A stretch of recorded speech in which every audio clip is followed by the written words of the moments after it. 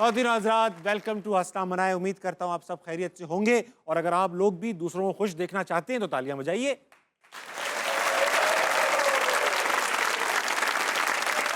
भाई आज की जो हमारी गेस्ट हैं वो अनडाउटेडली पाकिस्तान की एक लेजेंड है। ना सिर्फ ये कि आप एक कमाल अदाकारा हैं बल्कि आप एक लाजवाब सिंगर भी हैं।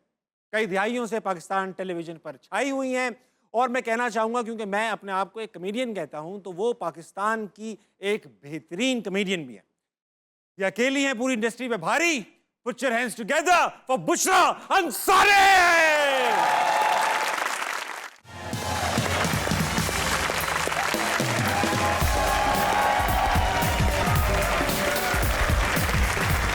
मैडम अस्सलाम वालेकुम। वालेकुम अस्सलाम। बैठने से पहले सॉरी आप बैठ ही गई माजरत, लेकिन शो की रिवायत है। अच्छा रिवायत है, रिवायत की अमीन है आप। अच्छा, मैंने एक टांग पकड़ो ना। नहीं, अच्छा रिवायत ये है कि लोग शेर के भूखे, इनको शेर सुनाइए ताकि अच्छा, मैंने कहा शेर के भूखे ये बात नहीं करनी। नॉन पॉलिटिकल शेर के भूखे हैं और इनको शेर सुनाइए ताकि ये ठंडे हो जाए। परवीन शाकिर का बहुत प्यारा एक शेर है जो बताओ। हम जैसी लड़कियां किसी भी उम्र की हो, लड़कियां तो लड़कियां हैं ना। शोख चंचल लड़कियां। हाँ, चंचल। और देखें, लोग बूढ़े होते हैं, रूह बूढ़ी नहीं होती, दिल बूढ़ा नहीं होता। ये मैंने कभी किसी यंग आदमी को कहते नहीं सुना। है ना। और अगर हो भी जाए तो इसको मानना नहीं है। बहुत ठीक बात की आपने, ठीक है। बहुत ठीक। तो बड़ा प्यारा शेर है जो बहुत सालों से हमारे साथ चल रहा है और आप सबके साथ चल रहा होगा। मैं सच कहूंगी और उससे हार जाऊंगी। वाह। मैं सच कहूंगी और उससे हार जाऊंगी, वो झूठ बोलेगा और लाजवाब कर देगा। क्या बात। वाह।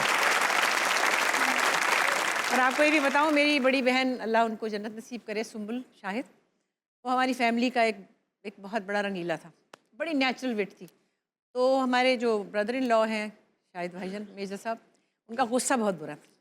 तो कहती थी मैं सच कहूँगी और उससे हार जाऊँगी, या ऊँची बोल कर मुझे लाजवाब ऊँची बोलकर, हाँ ऊँची कर, मतलब जोर से बोल के ना। अच्छा मैडम, ऐसा है कि माशाल्लाह इतनी खूबसूरत, ओह, इतनी पुरकशिश ऑडियंस हमारी, इनके लिए अच्छा मैंने कहा शायद मैंने कहा अरे ये बहुत बड़े फैन हैं मेरे। तो नहीं, आपके मैं मजाक कर रहा हूँ, मैंने सारी शरारतें पहले कर लूंगा। कल अच्छा मैडम एक बात बता, बचपन के दिन, अभी 3-4 साल पहले की बात आपके, तो आप बचपन में छोटी सी थी तो आप अपने कजन्स को लेकर एक प्रोग्राम में गई जहां आपको गाना गाना था। आप कितनी छोटी थी, मतलब मैं अंदाजा लगाना चाहता हूं। एक्चुअली मैं 9 साल की थी, 9 या 10 की थी, और मैं गाती थी, टीवी की स्टार थी, परिवारी बनती हाँ थी। बन चुकी थी छोटी उम्र में, मतलब उस जमाने के बच्चों में जानी पहचानी थी। हाँ। बहुत हो गए होंगे अब तो सारे। अब वो बच्चे नहीं रहे।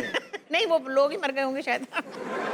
है तो मुझे एक जिंगल गाने की ऑफर हुई, और उस ज़माने में जिंगल गाने की ऑफ़र हुई जबकि उस वक्त भी ये ख्याल था कि आबादी बहुत ज़्यादा, जबकि इतनी नहीं थी उस वक्त। और एक अंकल थे, उन्होंने मुझे बुलाया और उन्होंने कहा कि आप HMV का दफ्तर था चेरिंग क्रॉस पे लाहौर में, बाबडा हाउस के सामने। ये सब बदल चुका है। हाँ, मतलब मैं तो बहुत दिन से वहाँ से गुजरी नहीं।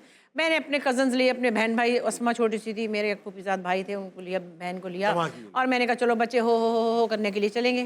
कोरस। हाँ, मतलब मैं तो लीड सिंगर थी। कुम्बा लेके जा रही हो गाना गाने। नहीं, कुम्बा तो 3-4 लोग थे। अच्छा। पर हमारी इसमें जरा सच्ची बात बताऊं, सब ईमानदारी से बताना, इतना रोमांटिक गाना सुन के कुम्बा छोटा हो नहीं पाएगा मैडम। अब आप ये देखें कि उस जमाने से लगे हुए लोग, कुम्बा नहीं छोटा हो रहा। नहीं, आप देखें मोटरसाइकिलें देख लें आप, सिर्फ इसी वजह से हैं, आबादी की वजह से, कुम्बे की वजह से। ज़ाहिर बात है, मतलब जितनी टांगे उतनी बाइक की बात, जितनी रोमांस जितना हुआ। अच्छा मैडम, ऐसा ही क्योंकि ये बहुत देर से बैठे हुए, मैं चाहता हूँ हम इनसे जरा जल्दी स्टार्ट करें। इनके पास बेहद सवालात हैं जी, आपके लिए, हम इनसे पूछते हैं। अस्सलाम वालेकुम। वालेकुम सलाम। क्या नाम है मैडम आपका? सहरिश उस्मान। सहरिश मैडम, आप करती क्या है? मैं हाउस वाइफ हूँ। आप हाउस वाइफ है? वेरी बहुत काम करती होंगी ये बहुत काम है। अच्छा, लोग हाउस वाइफ, मैडम मुझे आपने अच्छी तरह बताया, लेकिन अक्सर ऐसे बताते हैं जैसे हम कुछ करते नहीं, हम हाउस वाइफ हैं, क्योंकि वो बहुत बड़ा काम। मैं खुद हाउस वाइफ रह चुका हूँ 3-4 साल। मैडम को सवाल, मैं ये पूछना चाहती हूँ कि कराची के जैसे कि बहुत खाने फेमस हैं, तो सेहत इतनी लाहौर की क्यों मशहूर है? सवाल तो बनता है भाई, कराची के खाने आप जानती हैं बड़े अच्छी क्यों मशहूर है लाहौर की इतनी सेहत? ये तो शहर का कसूर नहीं है, अपना ही है, लेकिन अपनी अपनी टेंडेंसी है ना। मैं यहाँ लाहौर में पली बड़ी हूँ, लाहौर कॉलेज में पढ़ती थी मैं, स्कूल भी यहीं का था, इससे भी आदी थी और खूब खाती थी। तो ये शहर से नहीं, आई थिंक इस है ना हाँ, अभी तक। अभी तक का क्या मतलब है? मतलब हम बचपन से देखते आ रहे हाँ ये देखें तोलने हैं, वो में, बचपन से देखते आ रहे हैं। मैं कह रही हूँ तोलने में भारी जो बड़ा वही बड़ा। वो बड़ा, हाँ तोल के देखिए जो बड़ा है वो बड़ा।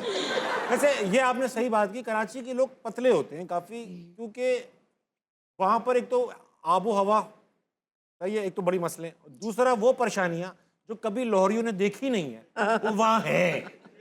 ठीक है, आप अपने पानी से नहाती हैं जो आपके घर में आता है रोज़। हम ऐसे पानी से नहाते हैं जो हमारे घर से भी नहीं आया हुआ, वो एक टैंकर में आया है, वो भी किस जगह से निकाला गया हमें नहीं पता। और रास्ते में टैंकर में जिस पानी से हम नहा रहे हैं वही थोड़ी देर बाद वापस आ रहा है। ऐसा है नहीं मैडम।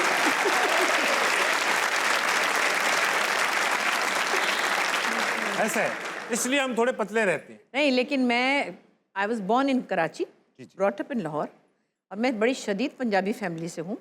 बड़े खाबे खाते हैं हम लोग, लेकिन अल्लाह का शुक्र है खाया DNA आपका उस खाया पिया हराम किया। हम तो पानी भी पिए तो हमें लग जाता है। बस फिर ये यार अगर आप लोगों को डाइटिंग करनी है लाहौर के लोगों को, प्लीज वेलकम टू कराची। आप लोग आए, पहले दिन दूसरे दिन मोबाइल चोरी होगा, एक टेंशन आ जाएगी, फिर पानी नहीं आ रहा होगा, दूसरी टेंशन आ जाएगी, यूं होकर आएंगे आप। नहीं, लेकिन यहाँ तो गधा गोश्त खा के भी गधे के गोश्त, अब मैंने प्रोटीन बहुत होता है हाँ। गधे के गोश्त में। अगला कौन है? अस्सलाम वालेकुम। जी वालेकुम अस्सलाम। क्या नाम है जनाब? मोहम्मद अदील। क्या करते हैं आप? बिजनेस।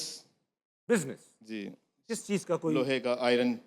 लोहे का बिजनेस जी। है? आप लोहा बनाते हैं? नहीं, मिल को माल देते हैं। आपको पता है ना लोहा, खास बात क्या है लोहे की?